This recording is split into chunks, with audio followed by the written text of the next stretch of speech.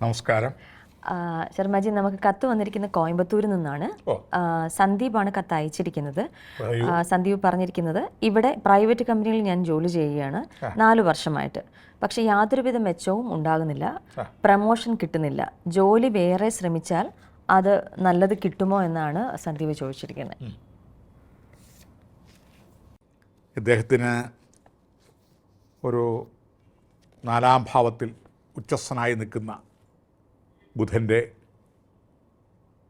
ശ്രീഭദ്ര എന്ന് പറയുന്ന യോഗവും, മിഥുന ലഗ്നം 4-ാം ഭാവത്തിലും 7-ാം ഭാവത്തിലും 10-ാം ഭാവത്തിലും ലഗ്നത്തിൻ്റെ ശുഭഗ്രഹങ്ങൾ നിന്നാൽ, പ്രത്യേകിച്ച് പഞ്ചഗ്രഹങ്ങൾ നിന്നാൽ, പഞ്ചഗ്രഹങ്ങൾ എന്ന് പറയുമ്പോൾ വ്യാഴഗ്രഹം, ശുക്രഗ്രഹം, ചൊവ്വാഗ്രഹം, ബുധഗ്രഹം, ഇങ്ങനെയുള്ള ഗ്രഹങ്ങളിൽ 5 വ്യാഴം, ശനി, ബുധൻ, ചൊവ്വ, ശുക്രൻ, ഈ 5 പ്രബല ഗ്രഹങ്ങൾ,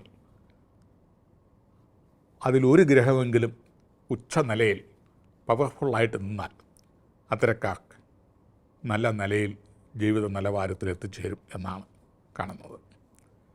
ഇദ്ദേഹത്തിന് വ്യാഴം, ശനി, ബുധദശാകാലം എടുക്കുകയാണ്. ആ ബുധൻ ശ്രീഭദ്ര യോഗകാരകനായി കന്നിരാശിയിൽ മിഥുന ലഗ്നത്തിൻ്റെ 4-ാം ഭാവത്തിൽ നിൽക്കുന്നതിനാൽ വൈശ്യം വിട്ടു ഭാഗ്യഭാസ്കരൻ ഉദിച്ചിടും. അതായത് യാതൊരുവിധ തടസ്സവും കാര്യങ്ങളും ഒന്നുമില്ലാതെ ഭാസുര നിലയങ്ങൾ വച്ചിടും. മനസ്സിന് ഇണങ്ങിയ അല്ലെങ്കിൽ നാട്ടാചാരപ്രകാരമുള്ള അല്ലെങ്കിൽ ഈ കാലഘട്ടത്തിൽ അനുയോജ്യമായ വലിയ ഒരു സിറ്റിയിലോ ഏതെങ്കിലും അതുപോലെ ഉയർന്ന പട്ടണത്തിലോ ഒരു വലിയ ഗ്രഹം പണിയാനുള്ള യോഗം, വെച്ചയിടും, വാങ്ങിച്ചിടും, വീണ്ടും അഥവാ ഒന്നിലധികം ഭവനങ്ങൾ അല്ലെങ്കിൽ സ്ഥാപനങ്ങൾ വാങ്ങുവാനൊക്കെ ഉള്ള ഭാഗ്യങ്ങളും, ഭൂസ്വത്ത് ഗ്രഹിച്ചിടും, ശത്രുക്കളെ ജയിച്ചിടും, ഭൂമി ലാഭങ്ങൾ. ഭൂമി എന്ന് പറയുമ്പം തോട്ടങ്ങളാവാം, മറ്റേതെങ്കിലും തരത്തിലുള്ള വിലപിടിപ്പുള്ള വസ്തുക്കളാകാം. ഇങ്ങനെയുള്ളതൊക്കെ അധീനതയെ വരേണ്ട ഒരു കാലഘട്ടം.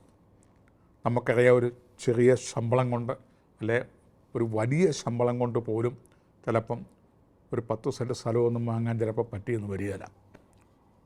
സെൻറ്റിന് 15, 25, 50 ലക്ഷം രൂപയൊക്കെ വിലയുള്ള സ്ഥലങ്ങളുണ്ട്. ഒരു സാധാരണക്കാരന് അതൊക്കെ സ്വപ്നം കാണാൻ പോലും അർഹതയില്ല. അപ്പം പിന്നെ ഇത് ഭാഗ്യങ്ങൾ കൊണ്ടാണ്. ഭാസുര നിലയങ്ങൾ വെച്ചിടും അഥവാ വാങ്ങിച്ചിടും, ഭൂസ്വത്ത് ഗ്രഹിക്കുമേ, ശത്രുവേ ജയിക്കുമേ, ശത്രുക്കളെയും തടസ്സങ്ങളെയും ഒക്കെ അതിജീവിച്ച് സത്യദാനമാദ്യ സൽക്കർമ്മങ്ങൾ നടത്തിയിടും. സത്യ മുതലായതും അതുപോലെ തന്നെ ആളുകൾ സുഹൃത്തുക്കളും ഒക്കെ ആയിട്ടും അതുപോലെ തന്നെ വൻ പ്രസ്ഥാനങ്ങളും സാമൂഹ്യപരമായ ബന്ധനങ്ങളിൽ ഏർപ്പെട്ട് അവയ്ക്ക് കാരുണ്യപ്രവർത്തനങ്ങളും ഒക്കെ ചെയ്യാനും, ആഹാര വസ്തുക്കളൊക്കെ കൊടുത്തും വസ്ത്രങ്ങൾ കൊടുത്തും കാരുണ്യപ്രവർത്തനങ്ങൾ കൊടുത്തും ഔഷധങ്ങൾ കൊടുത്തും ഒക്കെ സാധുജനങ്ങളെ സഹായിക്കാനും, സത്യദാനമാദ്യ സൽക്കർമ്മങ്ങൾ ദാനം ചെയ്യുക എന്ന് പറഞ്ഞാൽ പുര ഇല്ലാത്തവർക്കല്ലേ പുര മേയാൻ കൊടുക്കുക, പെണ്ണിനെ കെട്ടിക്കാൻ നിവൃത്തിയില്ലാത്തവർക്ക് എന്തെങ്കിലും അറിഞ്ഞ് സഹായങ്ങൾ ചെയ്യുക, വാസൂര നിലയങ്ങൾ വെച്ചിടും, വാങ്ങിച്ചിടും, ഭൂസ്വത്ത് ഗ്രഹിച്ചിടും. വളരെ അനവധി ആളുകൾക്ക് ഉപജീവനമാർഗം കൊടുക്കുവാനുള്ള ഏതെങ്കിലും തേയിലത്തോട്ടോ കാപ്പിത്തോട്ടോ ഏലമോ അല്ലെങ്കിൽ മറ്റേതെങ്കിലും റബ്ബറോ സ്വത്ത് ഗ്രഹിച്ചിടും, ശത്രുക്കളെ ജയിച്ചിടും, എതിരാളികളെയും ശത്രുക്കളെയും ജയിക്കുവാനും, സത്യദാനമാദ്യ സൽക്കർമ്മങ്ങൾ നടക്കുവാനും, സത്യയും ദാനവും സൽക്കർമ്മങ്ങൾ നടത്തുവാനും, 6-7 ആണ്ട് രാജതുല്യമായി വാഴുവാനും, 6-7 വർഷം പ്രഭാവമായിട്ട് രാജതുല്യ യോഗത്തോടെ ജനിക്കാനുള്ള യോഗങ്ങളും ജീവിക്കാനുള്ള യോഗങ്ങളും ഭരിക്കാനുള്ള യോഗങ്ങളും എല്ലാം കൂടെ തികഞ്ഞ ഒരു ഭദ്രായോഗമാണ്. അപ്പം ഈ ജോലി വിട്ട് മറ്റൊരു കർമ്മമേഖലയിലേക്ക് തെളിയും, ചിലപ്പോൾ ബിസിനസ് രംഗത്തേക്ക് തന്നെ കിടക്കാനുള്ള ഭാഗ്യത്തെയാണ് സൂചിപ്പിക്കുന്നത്. അപ്പം ഒന്നുകൊണ്ടും പേടിക്കേണ്ട കാര്യമില്ല.